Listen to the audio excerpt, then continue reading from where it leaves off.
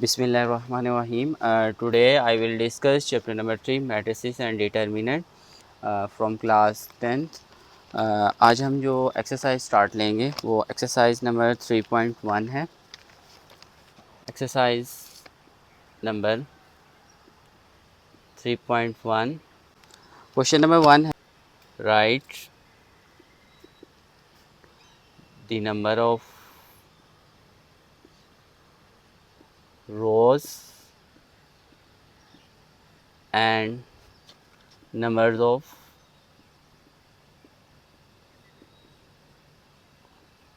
columns in each matrices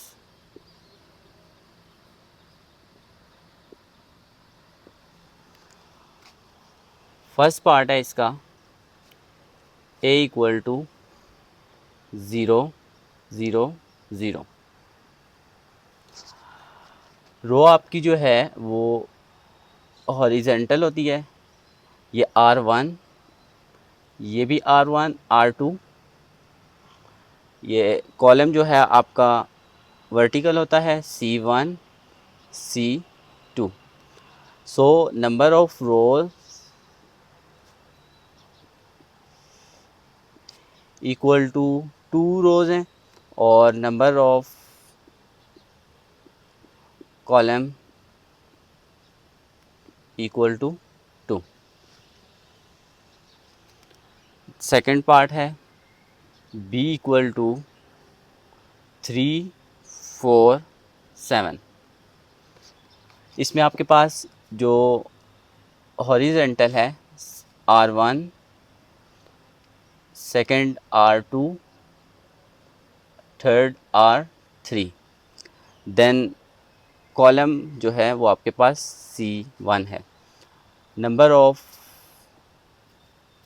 rose equal to 2, number of column equal to, number of rows जो हैं वो 3 हैं और नंबर ऑफ कॉलम 1 है।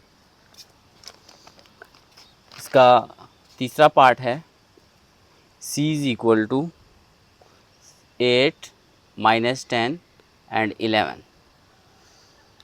Number of rows equal to number of column equal to, ये आपके पास जो हॉरिजेंटल है R1, vertical C1 C2 and C3।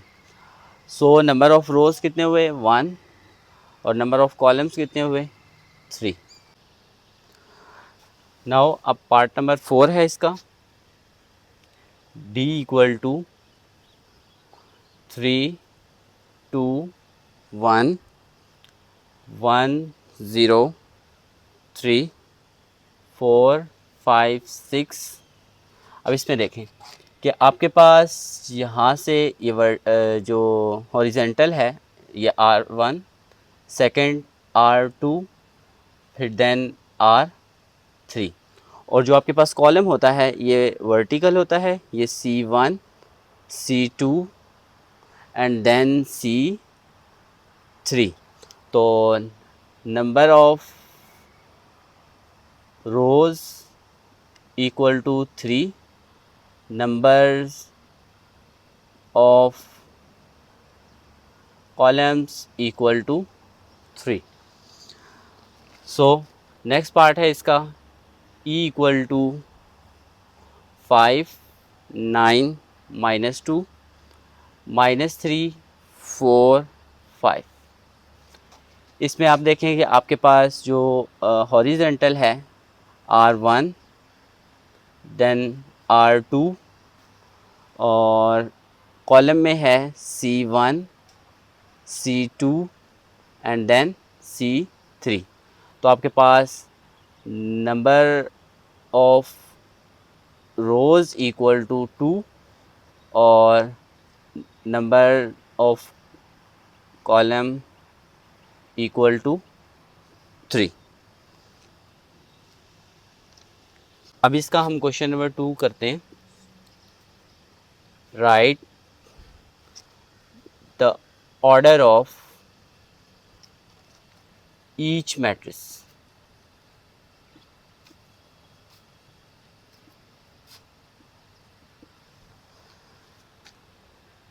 इसमें है write the order of each matrices. हमने इसका ऑर्डर बताना है, हर मैट्रिसेस का ऑर्डर बताना है। ऑर्डर बेसिकली आपके पास होता है नंबर ऑफ़ रोज़ और नंबर ऑफ़ कॉलम। एक मैट्रिसेस के अंदर आपके पास कितने रोज़ हैं और कितने कॉलम हैं, ठीक है। तो ऑर्डर ऑफ़ मैट्रिसेस की अगर आप डेफिनेशन लिखना चाहें तो आप कह सकते हैं कि the number of rows and number of column in a matrix is called order of matrix. पहला पार्ट है इसका आपके पास A इक्वल टू 1 0। इसमें आप देखें आपके पास जो हॉरिजेंटल है ये आपके पास R1 है, देन आपके पास R2 है, और कॉलम देखें तो आपके पास C1 है। बेसिकली आपके पास जो है रोज़ जो होती है वो आपके पास हॉरिजेंटल होती है, और जो कॉलम है आपका वर्टिकल होता है, ठीक है। आपने हॉरिजेंटल और वर्टिकल इस तरीके से देखना है कि जो आपका मैट्रिक्स के अंदर एंट्री लिखी हुई है आपने उसके बाद एरो लगा लेना है, ठीक है। जैसे 1 के बाद मैंने एरो लगाया हुआ है तो ये आपकी होगी फर्स्ट रो, और देन आपके पास 0 के बाद मैंने इसको एरो लगाया हुआ है तो आपके पास R2 होगी, एंड देन आपके पास आप कॉलम को चेक करेंगे तो यहाँ पे आपके पास order of A equal to आपके पास होगा, कितनी रोज़ हैं आपके पास, 2/1।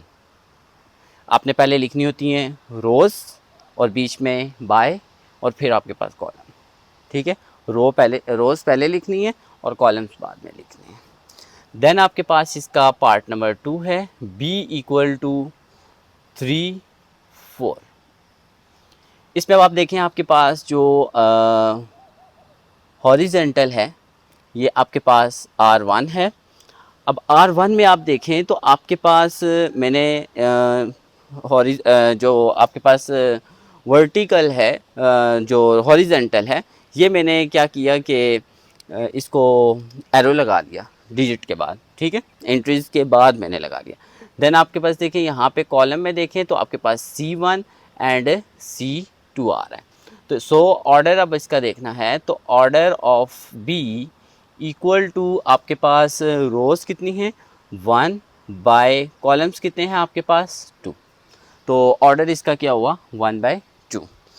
नेक्स्ट इसका पार्ट है part number 3 C equal to 3 5 5 6। अब इसमें देखें आपके पास ये R1, देन आपके पास R2, ठीक है। हमने इसके हॉरिजॉन्टल देख लिए, अब इसके हम वर्टिकल देखते हैं तो C1 C2। तो इसका ऑर्डर हमारे पास क्या हुआ ऑर्डर ऑफ C। इसमें अब आपके पास रोज़ कितनी हैं 2 बाय कॉलम लिखने हैं तो कॉलम कितने हैं 2। तो नेक्स्ट इसका हमारे पास चौथा पार्ट है D इक्वल टू 0 3 4 5 0 9।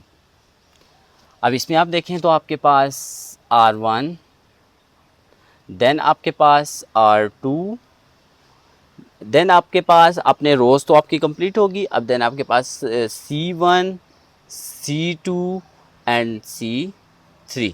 तो आपके पास ऑर्डर क्या बन जाएगा ऑर्डर ऑफ D। आपके पास आपने पहले रोज़ लिखनी है तो रोज़ कितनी है 2/3 आपके पास कॉलम्स हैं। तो पहले याद रखिएगा कि आपने रोज़ लिखने हैं और फिर आपने कॉलम्स लिखने हैं। देन आपके पास इसका 5 पार्ट है E इक्वल टू 0 1 3 4 5 6। अब इसमें देखें आपके पास R1 है, R2 है एंड R3 है। देन कॉलम देखें तो C1 C2, तो इसको ऑर्डर आपके पास क्या बन जाएगा, order of E equal to आपके पास रोज कितनी है 3 बाय कॉलम्स कितने हैं आपके पास 2। लास्ट पार्ट है इसका 6, F इक्वल टू 5, जस्ट एक एंट्री है। अब इसमें देखें तो आपके पास यहाँ पे R1 and then C1।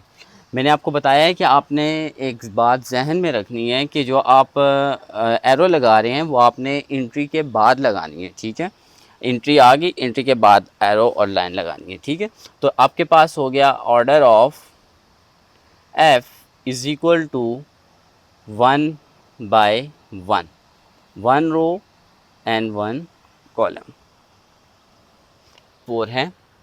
Question number 4 में आपको ये कह रहा है कि if A+2 B-1 C-3 D+4 equal to 5 8 6 4,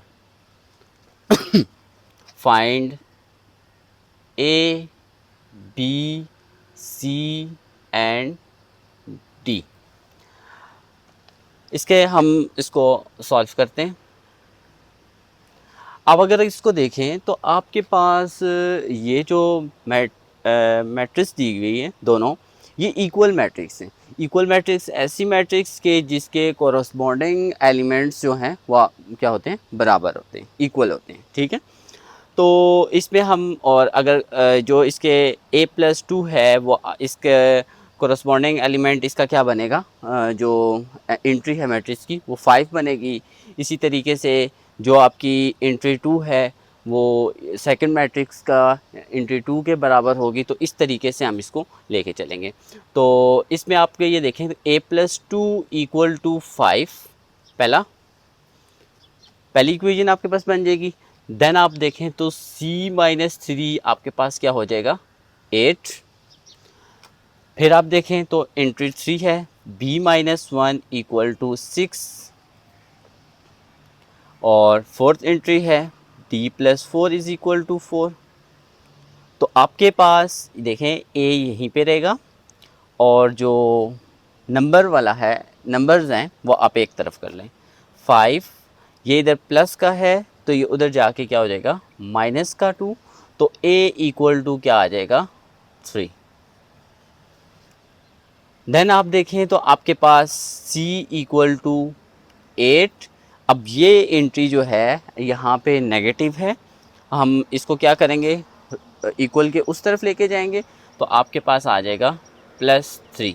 तो C इक्वल टू आपके पास क्या आ जाएगा 11। आगे देखें तो B इक्वल टू 6, ये मूव करेगा उस तरफ तो ये आपके पास आ जाएगा +1। तो B इज़ इक्वल टू 7 आपके पास आ। फिर देखें तो आपके पास D इधर ही रहेगा और ये 4 जो इक्वल के बाद लिखा होता है उसको आपने पहले लिखना है, और जो उस तरफ से आ रहा होता है उसको आपने बाद में लिखना है, ठीक है। तो ये प्लस का है तो इधर आके माइनस का, तो D इक्वल टू क्या हो जाएगा 0। तो ये है कि आपने अननोन एक तरफ करने हैं और जो नंबर्स हैं आपने एक तरफ करने हैं। तो इससे आपके पास A की वैल्यू 3 आ गई, C की वैल्यू 11, B की 7 और D इक्वल टू 0। देन मेरे पास क्वेश्चन नंबर है यहाँ पे 5, सेम इसी प्रोसेस से if 2x + 1 7 4 5 equal to 9 4 7 y, then find आपके पास value of x and y। हमने x और y की वैल्यू फाइंड करनी है। सेम वही प्रोसेस है कि आपके पास ये मैट्रिक्स दोनों इक्वल मैट्रिक्स हैं। हम क्या करेंगे, अगर इक्वल मैट्रिक्सेस हैं तो ये हमारे पास इसके कोरस्पॉन्डिंग एलिमेंट इक्वल होंगे। तो सेम इस जो प्रीवियस क्वेश्चन है उसकी तरह इसको सॉल्व आउट करेंगे। तो हमारे पास क्या हो जाएगा, 2x+1 इज इक्वल टू 9, एक एंट्री बन जाएगी। और देन अब यहाँ पे 4 इक्वल टू 4 ये किसी काम का नहीं है, मीन्स कि ऐसा नहीं है, हमने एक्स और वाई कैलकुलेट करने हैं। तो आप वाई का देखें तो 7 इक्वल टू 7 भी नहीं, तो उसके बाद आपके पास 5 इक्वल टू वाई। तो इससे आपके पास, इसको आप इस तरह करके लिख लें, y इज इक्वल टू 5। इसमें आप देखें आपके पास 2x अननोन वाला एक तरफ रहेगा और जो नंबर्स हैं आप एक तरफ कर लें तो ये इस तरफ शिफ्ट हो जाएगा, -1, 2x इज इक्वल टू 8। अब ये चीज़ इसके बीच में ये क्या हो रही है, ये दोनों आपस में मल्टीप्लाई हो रहे हैं। तो 2 यहाँ पे मल्टीप्लाई हो रहा है, यहाँ पे आके आप इसको क्या कर देंगे, डिवाइड। तो x इज इक्वल टू क्या आ जाएगा, 4। आपके पास क्वेश्चन नंबर 6 है, if a plus B, b+2, d-1, 4, 10, 5, 11, c, find value of a, b, c and d। वही सेम प्रोसेस है कि जिस तरह अभी हमने पिछले क्वेश्चंस में किया है, तो उसी तरीके से हमें इसमें भी करना पड़ेगा। इक्वल मैट्रिसेस हैं दोनों, तो इसके कोरस्पॉन्डिंग एलिमेंट इक्वल होंगे। तो चलें इसको आगे सॉल्व करते हैं। तो इसमें आपके पास a plus B equal to 10, इसको आप इक्वेशन 1 कह देंगे। देन आपके पास 2d -1 इक्वल टू 5, इसको इक्वेशन 2 कह देंगे। देन आपके पास 3b + 2 इक्वल टू 11, मतलब थर्ड एंट्री थर्ड के बराबर है। और लास्ट आपके पास 4 इक्वल टू c। अगर, और ये आपके पास इक्वेशन नंबर 3 और ये इक्वेशन नंबर 4। अगर आप इसको देखें तो आपको इक्वेशन नंबर 4 से ही c की वैल्यू मिल चुकी है। तो आप इसको थोड़ा सा मॉडिफाई करके लिख लें तो ये c इक्वल टू क्या हो जाएगा, 4 हो जाएगा। अब इसको हम इन तीनों किसी इक्वेशन में यूज़ करें या जिस तरह भी है हम इसको लेके चल सकते हैं। लेकिन ये है कि हमारे पास यहाँ पे इस क्वेश्चन में हमने देखना है कि कहाँ पे एक अननोन पड़ा हुआ है, तो हम उसको पहले सॉल्व करते हैं। तो आप अगर इस की बात करें तो क्योंकि यहाँ पे हमें फर्स्ट, आप कह रहे होंगे फर्स्ट इक्वेशन को सर क्यों नहीं सॉल्व कर रहे, तो इसमें यह है कि a plus B equal to 10, तो इसमें 2 अननोन पड़े हुए हैं, इनमें से एक की किसी की वैल्यू होगी तो फिर ही हम इसको सॉल्व कर सकते हैं। इसी तरीके से अगर आप इस इक्वेशन नंबर 2 को देखें तो इसको हम लेके चलते हैं, तो ये 2d इक्वल टू 5, या क्या है, प्लस माइनस का है तो उधर आके क्या हो जाएगा, प्लस का हो जाएगा, इक्वल की उस तरफ। तो 2d इज इक्वल टू कितना हो जाएगा, 6। तो ये 2d और 2 और d आपस में क्या हो रहे हैं, मल्टीप्लाई। तो आपने 2 को इधर ला के क्या करना है, डिवाइड। तो d इज इक्वल टू क्या आ जाएगा, 3। इस तरह हो जाएगा, 2 1 ज़ा 2, 2 3 ज़ा 6। देन आप देखें तो आपके पास b की 3b इक्वल टू 11 -2। मैंने आपको एक बात बताई है कि इक्वल के इस तरफ जो एलिमेंट लिखा होगा आपने पहले लिखना, और जो साइड से आ रहा होगा, दूसरी साइड से, लेफ़्ट साइड से जो आ रहा होगा वो आपके जब राइट साइड पे आएगा तो आपने उसको बाद में लिखना है, ठीक है। इससे साइंस का जो है वो मसला नहीं बनता। तो 3b इक्वल टू क्या आ जाएगा हमारे पास, 9। b is equal to 9/3।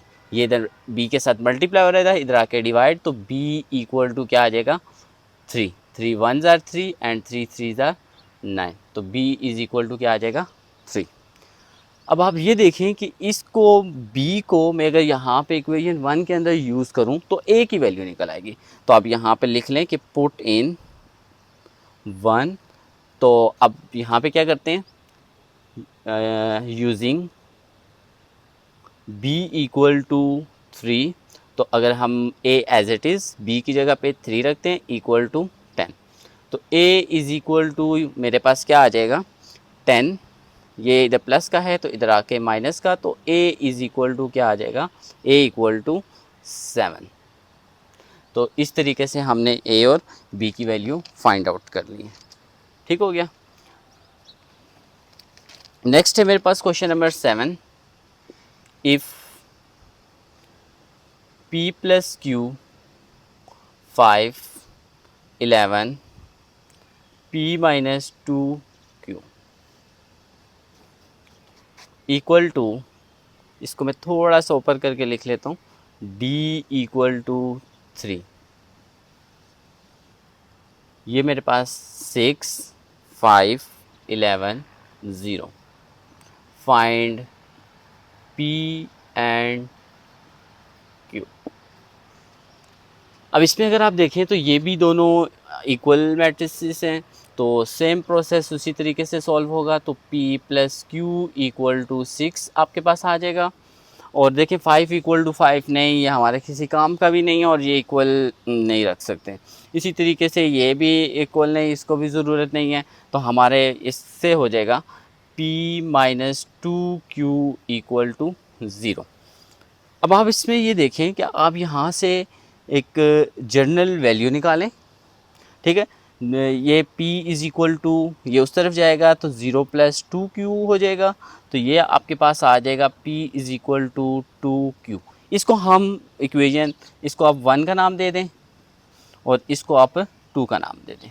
इसको हम यूज़ करेंगे पुट इन 1 के अंदर अगर हम इसको यूज़ करते हैं तो हमारे पास ये बन जाएगा p की जगह पे 2q plus q is equal to 6। मैंने क्या किया कि यहाँ से एक जर्नल वैल्यू निकाली। जर्नल वैल्यू मीन्स के p की एक स्पेसिफिक वैल्यू आएगी और q की भी एक स्पेसिफिक वैल्यू आएगी, जिसमें मतलब स्पेसिफिक वैल्यू से मुराद है कि एक नंबर आएगा। तो इसमें यह है कि जनरल वैल्यू निकाल के मैंने पुट किया इक्वेशन 1 के अंदर। तो देखिए मेरे पास ये क्या बन जाएगा, इसको मैं थोड़ा सा इस साइड पे ले आता हूँ। तो इसमें अगर आप देखें तो आपके पास आ जाएगा, यह बन जाएगा 3q इज़ इक्वल टू 6। अब q इज़ इक्वल टू क्या हो जाएगा 6 डिवाइडेड बाय 3, तो q इक्वल टू 2 आ जाएगा आपके पास। देन अगर आप इस q की वैल्यू अगर इक्वेशन इस वाले में यूज़ करते हैं जो आपने एक जनरल वैल्यू निकाली थी, तो आप इसको भी इक्वेशन का कोई नाम दे दें, इसको इक्वेशन a का नाम दे दें। तो इसको आप लिख दें कि पुट इन a के अंदर पुट करते हैं तो ये 2 इज़ इक्वल टू 2, q की जगह पे 2 आ जाएगा, तो 2 2 ज़ार 4, तो p इज़ इक्वल टू आपके पास क्या फाइंड आउट हो जाएगा 4 आ जाएगा। ठीक है, तो हमने इसके अंदर p और q फाइंड आउट करने थे। ये आपका था एक्सरसाइज 3.1। तो उम्मीद है कि आपको ये चीज़ अंडरस्टैंड होगी। अगर आपको किसी किस्म का अगर मसला आता है तो आप कांटेक्ट कर सकते हैं। ये मेरा व्हाट्सएप नंबर है 031151124746। ठीक है, इस नंबर पे आप कांटेक्ट कर सकते हैं। और ये जो मैं नोट्स यूज़ कर रहा हूँ ये मैंने ख़ुद ही बनाए हैं, तो ये आप इसका PDF भी मुझसे ले सकते हैं। ठीक है, तो अपना ख्याल रखिएगा। अल्लाह हाफिज़।